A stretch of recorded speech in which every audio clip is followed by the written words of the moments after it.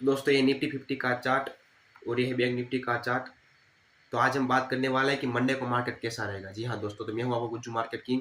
काफ़ी दिनों के बाद मैं वापस आया हूँ और मैं अब रेगुलर रहने वाला हूँ, हर रोज़ वीडियो बनाने वाला हूँ कि मार्केट प्रिडिक्शन के लिए रहेगा कि मार्केट कैसा रहेगा। ठीक है, तो चलिए बात करते हैं निफ्टी 50 के बारे में। लेकिन निफ्टी 50 के बारे में बात करने से पहले हम कुछ फ्राइडे फ्राइडे को क्या हुआ था उसके बारे में देख लेते हैं।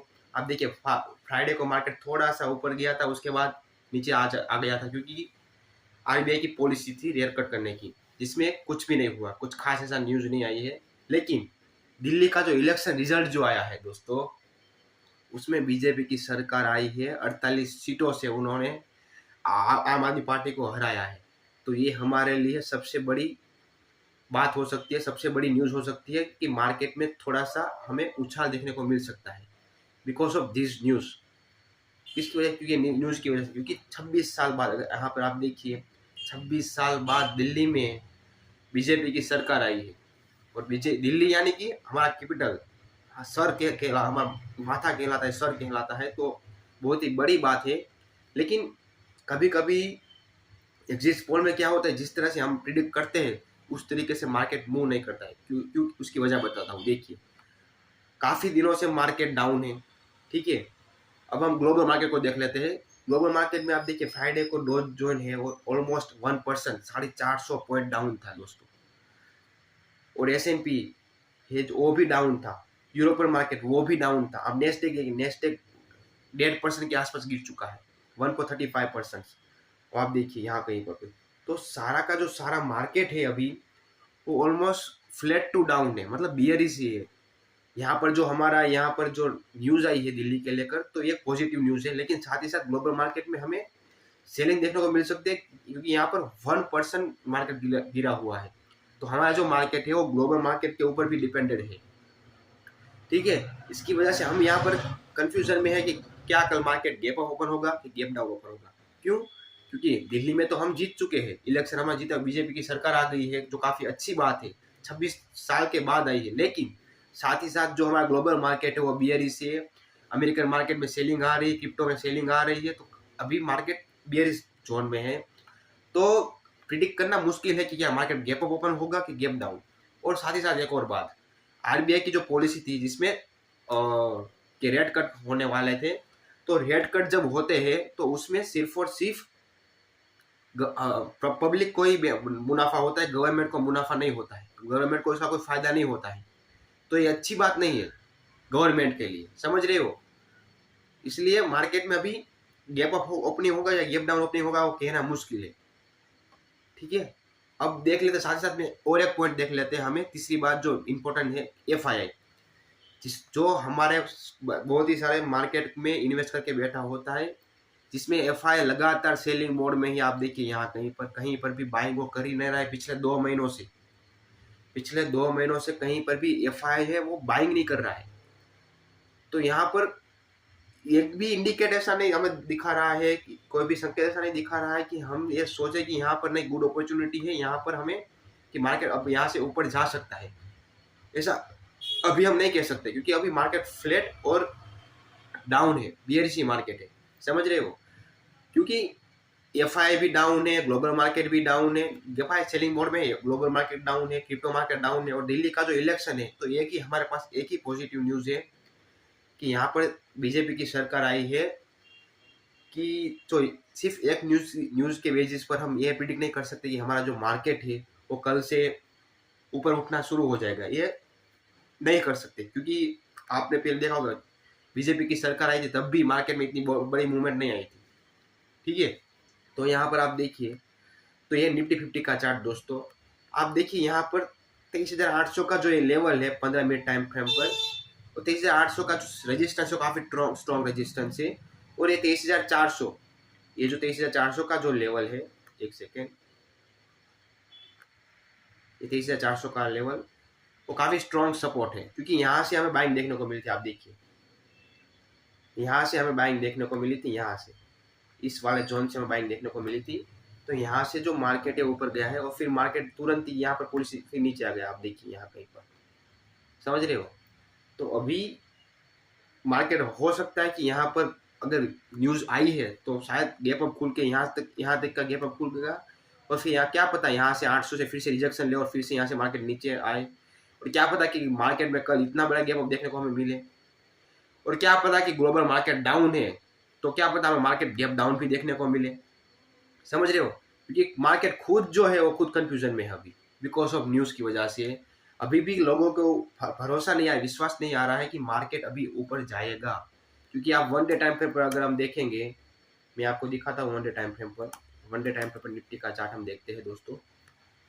आप देखिए वन डे टाइम पर क्लियरली क्या ट्रेड किया है मार्केट ने। पहले वन डे टाइम पर पहले तो यहाँ पर एक ट्रेंड लाइन आ रही है, जिस ट्रेंड लाइन को यहाँ पर इसने रिजेक्शन लिया। आप देखिए यहाँ पर एक ट्रेंड लाइन आ रही है जिसका रिजेक्शन लिया है इसने। आप देखिए इस ट्रेंड लाइन का कब रिजेक्शन लिया है, यहाँ पर हमें सेलिंग देखने को मिली है। और वन डे टाइम फ्रेम पर तीनों कैंडल 3 दिनों से लगातार हमें down down down flat to down देखने को मिला है। तो यहाँ पर शायद यहाँ पर हमें आज कल के मंडे का मार्केट के दिन बाइंग देखने को मिले, लेकिन क्या पता फिर से यहाँ से मार्केट गिर जाए। यहाँ से अगर यहाँ उठा है यहाँ पर फिर नीचे थोड़ा सा पुल बैक, फिर यहाँ से ऊपर फिर पुल बैक, तो क्या पता यहाँ पर पुल बैक ले और फिर यहाँ से नीचे गिर जाए और यहाँ कहीं से फिर से सेलिंग देखने को मिल जाए, और क्या पता कि यहाँ पर पुल बैक लेने के बाद यहाँ से फिर ऊपर चला जाए। तो अभी भी मार्केट में यहाँ पर क्लियर डायरेक्शन नहीं है, और तब तक हम क्लियर नहीं कह सकते जब तक इस लेवल का ब्रेक, यहाँ पर इस लेवल का 30,800 का जो लेवल है उसको पार ना करता है, समझ रहे, इसको ब्रेक ना कर जाए। तो उसके बाद जो नेक्स्ट लेवल आएगा 24,200 का, उसके बाद हम कह सकते कि नहीं यहाँ पर मार्केट हम बुलिश हो सकते हैं। यहाँ पर अब सेलर्स जो है वो कम हो गए और जो बायर्स है वो बढ़ गए, तो यहाँ पर हम प्रिडिक्ट कर सकते हैं। लेकिन जो अभी वन डे टाइम फ्रेम पर है अभी मार्केट क्लियरली डाउन है दोस्तों, क्लियरली डाउन है।